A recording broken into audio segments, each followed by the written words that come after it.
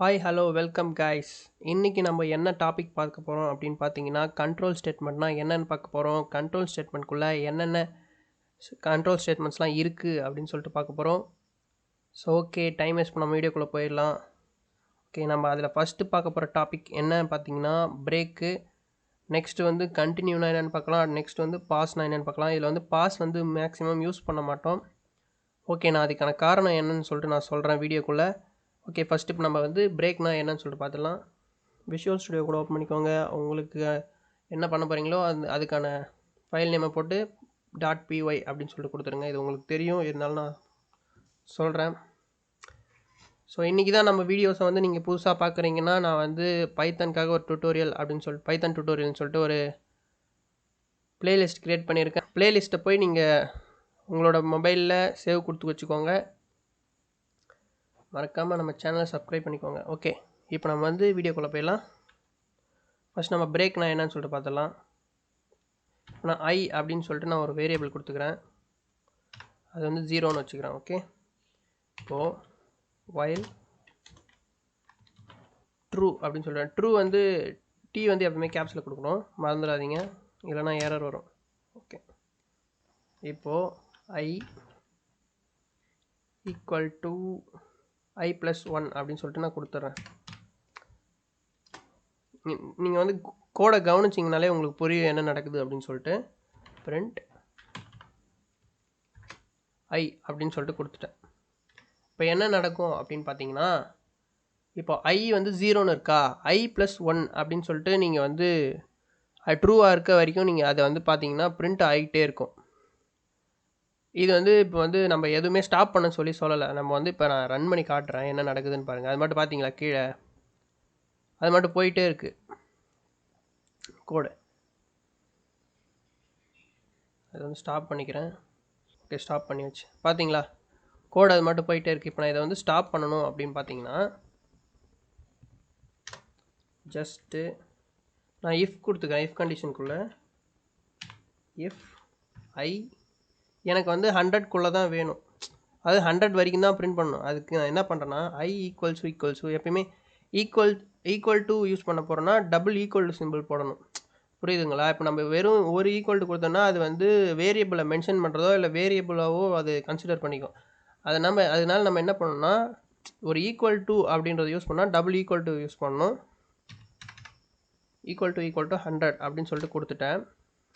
Next அதுக்குள்ளே break அப்படின்னு சொல்லிட்டு கொடுத்துட்டேன். இப்போ ரன் பண்ணால் என்ன ஆகும் அப்படி பார்த்தீங்கன்னா, ரன் பண்ணி காட்டுறேன். பார்த்தீங்களா கரெக்டாக 100 வரைக்கும் ரன் ஆகிட்டு ப்ரோக்ராம் வந்து நின்றுடுச்சு.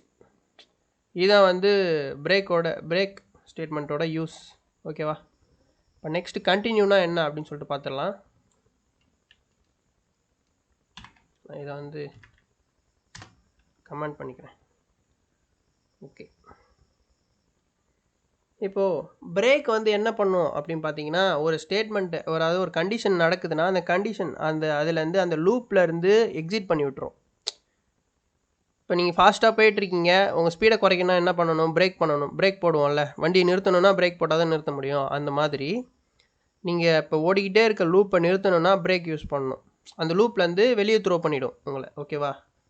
அதே மாதிரி இப்போ கண்டினியூன்ற ஸ்டேட்மெண்ட் என்ன பண்ணுன்னு பார்த்தீங்கன்னா, இப்போ நீங்கள் வந்து ஒரு லிஸ்ட்டை பிரிண்ட் பண்ணுறீங்கன்னு வச்சுக்கோங்களேன். அந்த கண்டினியூக்கு முன்னாடி அதாவது நீங்கள் ஒரு வேல்யூ கொடுப்பீங்க, அந்த வேல்யூவை விட்டுட்டு நெக்ஸ்ட் லைனை பிரிண்ட் பண்ண ஆரம்பிச்சிடும். இப்போ நான் வந்து உங்களுக்கு எக்ஸாம்பிள் காட்டுறேன். ஓகே, இப்போ அதை வந்து நம்ம இப்போ ஒரு லிஸ்ட்டை பிரிண்ட் பண்ணுறோன்னு வச்சுக்கோங்களேன். லிஸ்ட்டு இல்லை ஒரு ரேஞ்சுக்குள்ளே இருக்க ரேஞ்ச் ஃபங்க்ஷன் யூஸ் பண்ணி அதுக்குள்ளே இருக்கிறத யூஸ் பண்ணுறேன். பாருங்கள், for I in range. Okay, range function பற்றி முன்னாடி உங்களுக்கு சொல்லியிருப்பேன். பார்க்கலாம், இதுக்கு முன்னாடி வீடியோ போய் பாருங்கள். 1,11 கொடுத்தா 1லேருந்து 10 வரைக்கும் பிரிண்ட் பண்ணணும். நான் வந்து 1லேருந்து 10 வரைக்கும் பிரிண்ட் பண்ணணும். ஆனால் அதில் வந்து எனக்கு வந்து 5 நம்பர் வந்து இருக்கக்கூடாது. அதுக்கு நான் என்ன பண்ணணும் அப்படி பார்த்தீங்கன்னா, என்ன பண்ணலாம் அப்படி பார்த்தீங்கன்னா, F I equal to 5. Okay, next வந்து கண்டினியூ கொடுக்குறேன். கண்டினியூ பிரிண்ட் ஐ கொடுத்தா என்ன ஆகும் அப்படி பார்த்தலாமா? ஓகே, இங்கே எரர் காட்டுது பார்த்தீங்களா? நான் வெறும் இங்கே சிங்கிள் ஈக்குவல் டு மட்டும்தான் கொடுத்துருக்கேன். இதை நான் வந்து என்ன பண்ணணும்னா டபுள் ஈக்குவல் டு கொடுக்கணும், இன்னொரு ஈக்குவல் டு கொடுக்கணும். ஓகே, இப்போ ரன் பண்ணுமா? ஓகே, பார்த்தீங்களா இப்போ என்ன நடந்திருக்கு பார்த்தீங்களா? அவுட்புட்டில் 1 பிரிண்ட் ஆயிருக்கு, 2 பிரிண்ட் ஆயிருக்கு, 3, 4 பிரிண்ட் ஆயிருக்கு, 5 விட்டுடுச்சு. ஏன்னா நான் வந்து என்ன சொல்லியிருக்கேன் ப்ரோக்ராம் கிட்ட, நீ என்ன சொல்லியிருக்கேன்னா, டேய் நீ 1லேருந்து 10 வரைக்கும் பிரிண்ட் பண்ணுடா, ஆனால் அதில் வந்து 5ன்ற நம்பர் வந்து வரக்கூடாது அப்படின்னு நான் வந்து சொல்லியிருக்கேன். அது என்ன பண்ணியிருக்குன்னா 4 வரைக்கும் பிரிண்ட் பண்ணியிருக்கு, 5ஐ விட்டுட்டு 6லேருந்து 10 வரைக்கும் பிரிண்ட் பண்ணியிருக்கு. ஓகேவா? ஓகே, நல்லா அண்டர்ஸ்டாண்ட் பண்ணிக்கோங்க. இப்போ வந்து கண்டினியூ ஸ்டேட்மெண்ட் என்ன பண்ணும் அப்படின்னு பார்த்தீங்கன்னா, நம்ம கொடுக்குறோம்ல, அதாவது நம்ம கேட்குறோம்ல இந்த ரேஞ்சுக்குள்ளே இந்த நம்ம ஒரு லிஸ்ட்டோ எதுவாக இருந்தாலும் ஓகே. இப்போ இந்த ஐயில் நம்ம கொடுக்குறோம், ஐ வந்து 5 ஆச்சுன்னா அதை விட்டுட்டு அதுக்கு அடுத்ததுலேருந்து பிரிண்ட் பண்ணு அப்படின்னு நம்ம வந்து சொல்கிறோம். ஓகே, இவ்வளோ தான் இது கண்டினியூ ஸ்டேட்மெண்ட்டு. இப்போ வந்து நம்ம பாஸ்னா என்ன அப்படின்னு சொல்லிட்டு பார்க்கலாம். இதையும் கமெண்ட் அவுட் பண்ணிக்கிறேன். ஐ ஈக்குவல் டு 0 அப்படின்னு சொல்லிட்டு கொடுத்துட்றேன். Next if I equals to 5 அப்படின்னு சொல்லிட்டு கொடுக்குறேன். பாஸ் அப்படின்னு சொல்லிட்டு கொடுத்துட்டேன். இங்கே வந்து இன்டென்டேஷன் எரர் அப்படின்னு சொல்லிட்டு வரும். ஏன்னா வந்து கோலன் வைக்கல, பாஸ் அப்படின்னு சொல்லிட்டு கொடுத்துறேன். இப்போ ரன் பண்ண என்ன ஆகும்? ஒன்றுமே ஆகாது. ஏன்னா இது வந்து இது பாஸ்ன்றது எதுக்கு யூஸ் ஆகுதுன்னா, இப்போ நம்ம ஒரு சூட், அதாவது ஒரு கண்டிஷன் இருக்குதுன்னு வச்சுக்கோங்களேன். அந்த கண்டிஷன் வந்து இப்போ நமக்கு தேவைப்படலை, ஆனால் அது வந்து இருக்கணும், அது வந்து நமக்கு யூஸ் ஆகலை அப்படின்னா நம்ம என்ன பண்ணலான்னா கமெண்ட் பண்ணி வச்சுக்கலாம். ஆனால் நம்ம வந்து இந்த பாஸ்ன்றதை கொடுத்து வச்சுக்கோம்னா அந்த இது வந்து ஒர்க் ஆகாது. இப்போ வந்து ஓகே, இதுவே இருக்கட்டும். நான் வந்து பாஸ்ன்றது கொடுத்துட்டேன். இதுக்குள்ளே நான் வந்து வேணாம், வரேன்.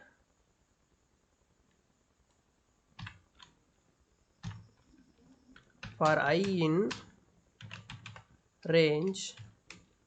ரேஞ்சுக்குள்ளே எனக்கு 0 to 10 வரைக்கும், அதாவது 0 to 9 வரைக்கும் பிரிண்ட் பண்ணணும். ஓகேவா? 10 நம்பர் பிரிண்ட் பண்ணணும், ஆனால் அது வந்து 0 to 9. ஓகேவா? இதில்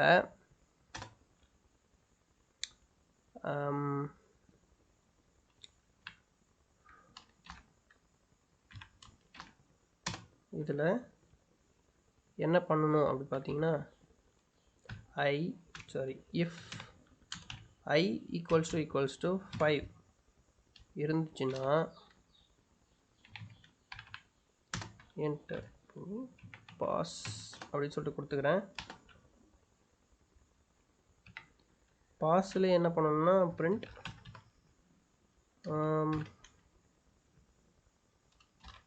ஓகே, பாஸ் ஸ்டேட்மெண்ட் அப்படின்னு கொடுத்துக்கிறேன். ஓகேவா? பாஸ் ஸ்டேட்மெண்ட் அப்படின்னு சொல்லிட்டு கொடுத்துட்டேன். இப்போது இந்த ஸ்டேட்மெண்ட்குள்ளேருந்து வெளியே வந்து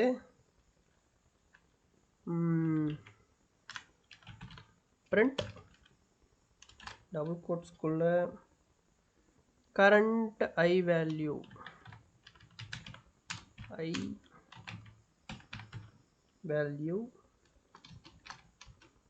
ஓகே. இப்போ என்ன பண்ணணும்னா, இப்போ ஐ வேல்யூ எல்லாத்தையும் பார்க்கணும் அப்படின்னு பார்த்தீங்கன்னா, இப்போ இது என்ன பண்ணணும்னா கரண்ட் ஐ வேல்யூன்னு சொல்லிட்டு 1லேருந்து 10 வரைக்கும் பிரிண்ட் பண்ணணும். ஐக்கு அப்புறம் என்ன பண்ணணும்னா அடுத்தது இந்த 5 வந்ததுக்கப்புறம் என்ன பண்ணணும்னா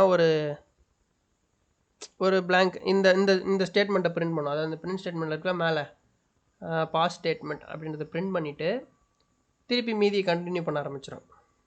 ஒரு கமா கொடுத்து நான் ஐ வேல்யூ பார்க்கணும்ல, அதுக்காக ஐன்றதை மென்ஷன் பண்ணிக்கிறேன். மென்ஷன் பண்ணிவிட்டு இப்போ நான் ரன் பண்ணுறேன். பார்த்தீங்களா?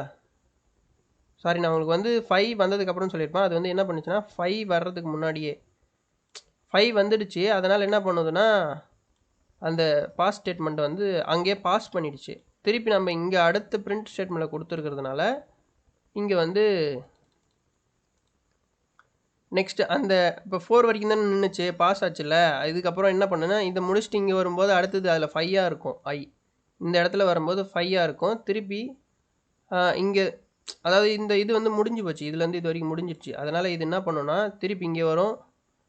அந்த டைமில் அந்த ஐயோட வேல்யூ என்னவாக இருக்கும்னு பார்க்கும். 5ஆக இருக்கும். நெக்ஸ்ட் வந்து பிரிண்ட் பண்ணிவிடும். நெக்ஸ்ட் வந்து 6, 7, 8 அந்த மாதிரி சொல்லிட்டு மாறிக்கிட்டே இருக்கும். ஸோ உங்களுக்கு புரிஞ்சிருக்கும்னு நினைக்கிறேன். புரியலைன்னா வந்து நீங்கள் வந்து கமெண்ட்டில் புரியலன்னு சொல்லுங்கள். எது வந்து புரியலன்னு சொல்லுங்கள். பிரேக்கா இல்லை கண்டினியூவா இல்லை பாஸா அப்படின்னு சொல்லிட்டு கேட்டு கேளுங்க. நான் உங்களுக்கு வந்து கமெண்ட்டில் புரிய வைக்க ட்ரை பண்ணுறேன். ஓகேவா? ஸோ அவ்வளோதான் கைஸ் இன்றைக்கான வீடியோ. உங்கள் ஃப்ரெண்ட்ஸுக்கு கோடிங் மேலே இன்ட்ரெஸ்ட் இருந்ததுன்னா இந்த சேனலையும் இந்த வீடியோவும் ஷேர் பண்ணி விடுங்க. தேங்க்ஸ் ஃபார் வாட்சிங். Bye bye. Good night.